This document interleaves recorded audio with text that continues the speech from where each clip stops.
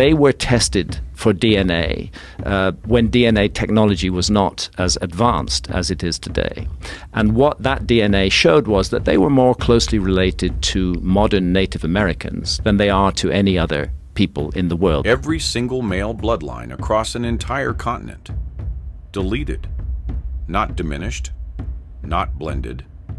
Erased. Geneticists found the women survived every time, their DNA unbroken across thousands of years.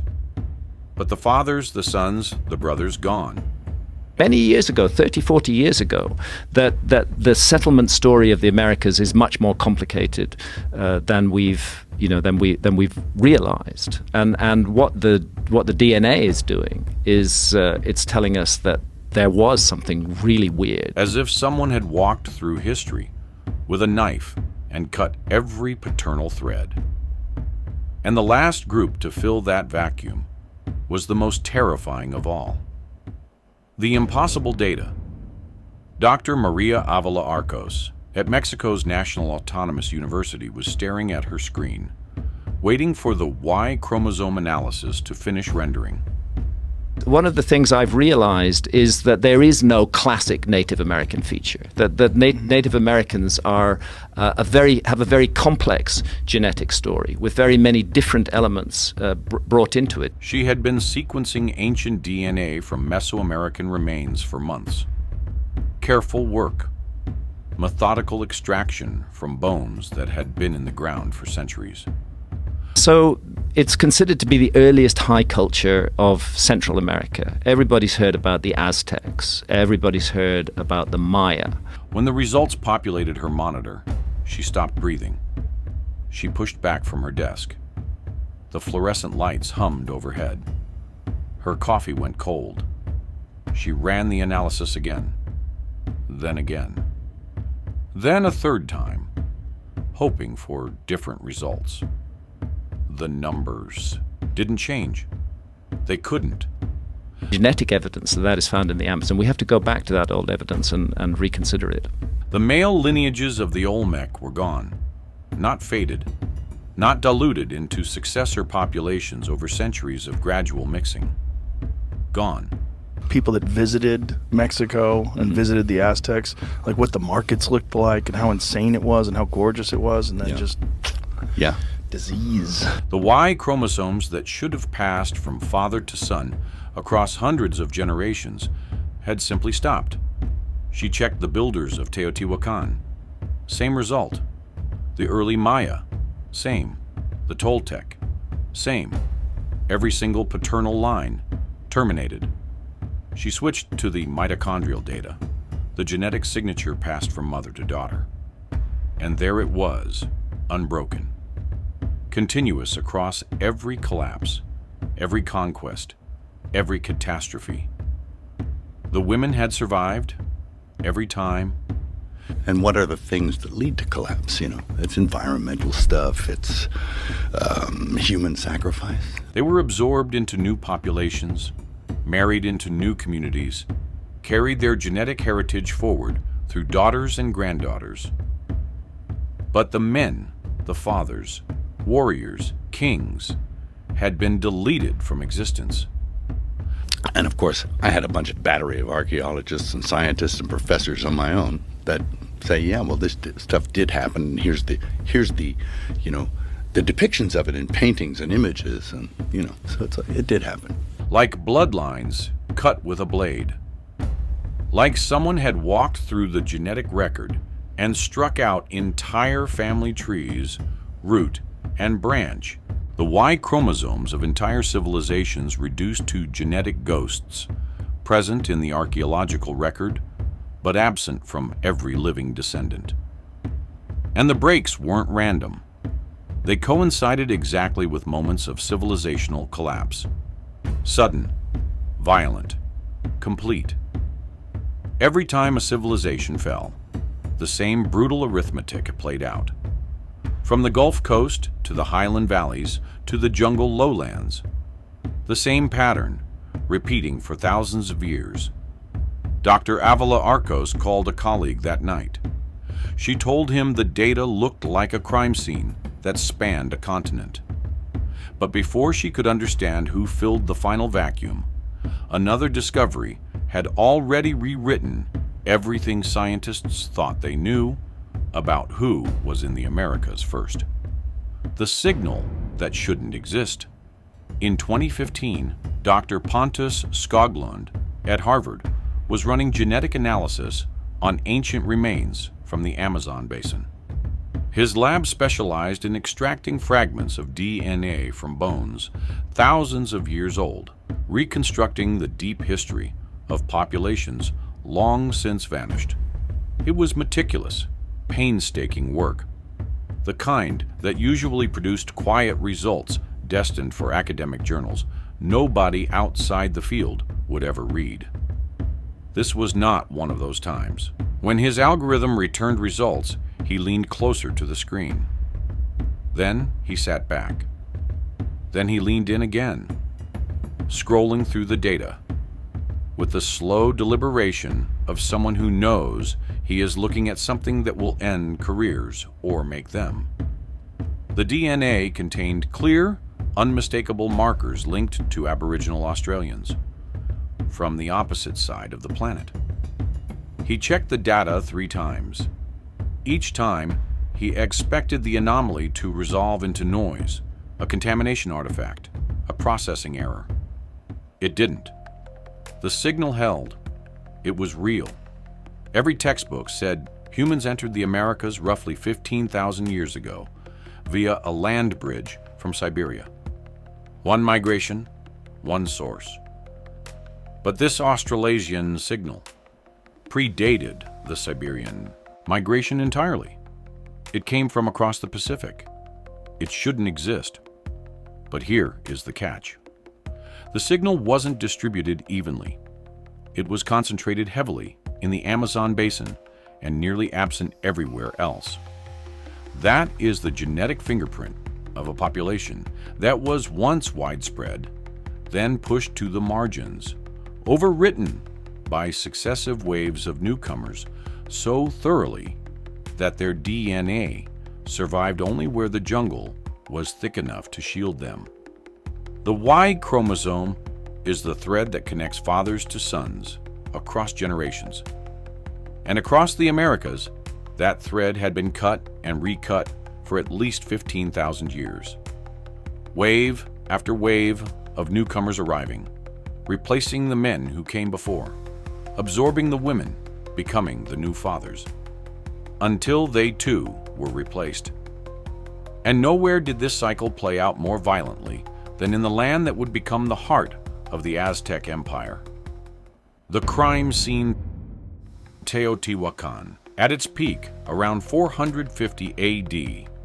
This city housed over 125,000 people. It rivaled Rome in population and grandeur. Its influence extended across all of Mesoamerica. Trade goods bearing its symbols have been found hundreds of kilometers away. For centuries, it was the beating heart of an entire civilization, a place of pilgrimage, power, and sacred authority so immense that the Aztecs, arriving centuries later, believed the ruins had been built by gods. They named it the place where men became gods. Then around 550 AD, Teotihuacan fell. The archaeological record reads like a homicide report. Temples still smoldering, their painted walls blackened and cracked by deliberate fire. Blood residue soaked into the limestone of ceremonial plazas where priests had once chanted at dawn. Sacred monuments smashed with a fury that went far beyond military necessity. Stone faces of gods hammered into rubble and scattered across courtyards. Administrative buildings torched so thoroughly that their wooden beams left nothing but carbon shadows on the ground. Elite residences gutted, their obsidian mirrors and jade offerings looted or destroyed. The destruction wasn't strategic, it was personal, it was rage. Whoever did this hated the people who had built this city. They wanted to erase not just their power, but their memory. But here is the catch. When geneticists examined the remains from before and after the collapse, the Y chromosome data changed almost completely within a single generation. Different men walking through those same streets, different fathers, different bloodlines entirely. Not a gradual shift over decades of cultural blending. An overnight replacement. Imagine that. An entire city's worth of fathers, brothers, sons vanished. The artisans who had painted the murals, the priests who had tended the sacred flames, the warriors who had defended the walls. Every male lineage associated with Teotihuacan's golden age terminated within a generation, replaced by strangers who took their homes, their temples, their wives. The women remained. Their mitochondrial DNA shows unbroken continuity across the collapse. They survived. They were absorbed into whatever new order emerged from the ashes. But every man they had known was gone. Dr. Andres Moreno Estrada at Mexico's National Laboratory of Genomics pulled up the comparative data from other sites and had to set his laptop down. Maya sites revealed the same clean breaks, coinciding with the classic Maya collapse around 900 AD. Toltec genetic signatures vanished after their empire fell in the 12th century. Each civilization, the same fate. Conquer the land, kill the men, keep the women, become the new fathers. Rule for a few centuries, fall. Watch the cycle begin again, for thousands of years, across an entire continent. The same nightmare on repeat. If this kind of hidden history is what you came here for, hit subscribe now, because what the Aztecs did next makes everything above look like a warm-up. The perfect timing. The Mexica people wandered for over 200 years before finding a home. Their origin stories describe a mythical homeland called Aztlan, somewhere to the north, a place of white herons and mist-covered lakes. Their war god, Huitzilopochtli, commanded them to march south and search for one sign, an eagle perched on a cactus, devouring a snake. They fought. They were enslaved and broke free. They served as mercenaries and were expelled when they grew too dangerous. They were despised as barbarians, with no land and no legacy. Then in 1325, on a marshy island in Lake Texcoco that nobody else wanted, they found their sign. They founded Tenochtitlan. But here's the catch. When the Aztecs arrived in the Valley of Mexico, they were walking into a genetic graveyard. Centuries of violence had shattered the male lineages of every earlier population beyond recognition.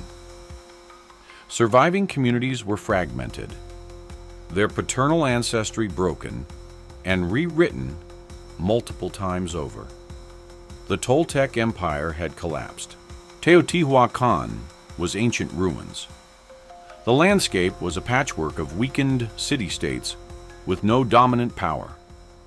Some researchers now quietly ask whether the timing was truly coincidental, whether the centuries of wandering amounted to strategic positioning. We cannot prove intent, but the coincidence is deeply uncomfortable. Into this fractured landscape came the Aztecs with their intact Y chromosomes. Their male lineages hadn't been shattered by conquest or diluted through generations of absorption. They arrived as a coherent genetic unit, fresh blood entering a land of broken bloodlines, a continent waiting for new fathers. They moved fast, terrifyingly fast. Within 2 centuries, they built one of the largest cities on Earth. Tenochtitlan was bigger than London, bigger than Paris, bigger than almost any European capital of the age. 250,000 people lived on an island in the middle of a lake, connected to the mainland by engineered causeways that doubled as flood barriers. When Spanish conquistadors first glimpsed it, rising from the water in 1519, shimmering white and gold in the highland sun, they thought they were hallucinating. Bernal Diaz del Castillo wrote that his men asked whether the things they saw were not a dream. Causeways stretched across the lake. Aqueducts carried fresh water for miles. Floating gardens called chinampas fed hundreds of thousands. Massive pyramids dominated the skyline, their steps dark with residue. Markets larger than anything in Europe hummed with trade in jade, obsidian, cacao, and human slaves. But the empire they built beneath those pyramids was not merely political. It was genetic. The genetic wildfire. As the Aztecs expanded through military conquest and strategic alliance, their male lineages spread across central Mexico like wildfire. They married women from conquered populations, blending their Y chromosomes with the maternal lineages that had survived earlier collapses. Within a few generations, Aztec paternal ancestry became dominant across their entire growing empire. Dr. Alexander Ioannidis at Stanford analyzed city-states that fell under Aztec control and called his research partner before the analysis had even finished running. He told him the numbers couldn't be right, but they were. The Y chromosome shifts following conquest were dramatic, sometimes occurring within a single generation. Local gene pools completely reorganized. Women from conquered regions appeared in genetic samples from the Aztec heartland, suggesting large-scale movement of female populations toward the center of the empire. Men from the heartland appeared in the conquered periphery, replacing the local paternal lines that had existed for centuries. The pattern is unmistakable. Conquer a city, kill or displace the men, absorb the women, move to the next valley, repeat. But here is the catch. The mechanism was even more efficient than simple conquest. Aztec nobles practiced polygamy on a scale that accelerated genetic replacement exponentially. A single high-ranking warrior could father dozens of children across multiple conquered communities. Within 2 or 3 generations, his Y chromosome would be present in hundreds of descendants, while the paternal lines of the men he replaced simply ceased to exist. Multiply that by thousands of elites across hundreds of city-states, and the mathematics become staggering. This wasn't a slow diffusion of genes. It was a targeted flood. They also weaponized language. Nahuatl. When the Spanish arrived, they were shocked at how widely it was understood. Traders spoke it in markets 1,000 kilometers from Tenochtitlan. Messengers carried it along roads that stretched from the deserts of northern Mexico to the tropical lowlands of Guatemala. The language had spread far beyond Aztec military borders, carried by merchants and diplomats into regions the army had never reached. Language travels with people. Wherever Nahuatl went, Aztec genes followed. Merchants who settled in foreign cities, soldiers garrisoned at distant outposts, administrators who governed conquered provinces for decades, priests who established temples in newly subdued towns. Each group carried their genetic heritage along with their vocabulary. DNA confirms the pattern. Regions connected by Nahuatl trade routes show genetic mixing consistent with long-distance movement and intermarriage over generations. The Aztecs weren't just conquering territory. They were rewriting the genetic code of an entire civilization. The interrupted conquest. The Spanish arrived in 1519 and everything stopped. Hernán Cortés and his few hundred soldiers shouldn't have been able to topple an empire of millions. But the Aztecs had made enemies of nearly every neighboring civilization through their relentless cycle of conquest and human sacrifice. Tens of thousands of captives had their hearts cut from their chests on the steps of the Templo Mayor. The Tlaxcalans, the Totonacs, the Texcocans all turned against their conquerors at the first opportunity. The empire built on erased bloodlines was torn apart by the survivors of that very erasure. Disease did the rest. Smallpox killed the Aztec emperor Cuitlahuac within 80 days of his coronation. Then came measles, typhus, and waves of infection that European immune systems had survived over centuries, but Mesoamerican bodies had never encountered. Within 100 years, the indigenous population dropped by as much as 90%. The Spanish burned their books, destroyed their temples, banned their religion, melted down gold artifacts, built churches on top of pyramids, and rewrote history to cast themselves as liberators.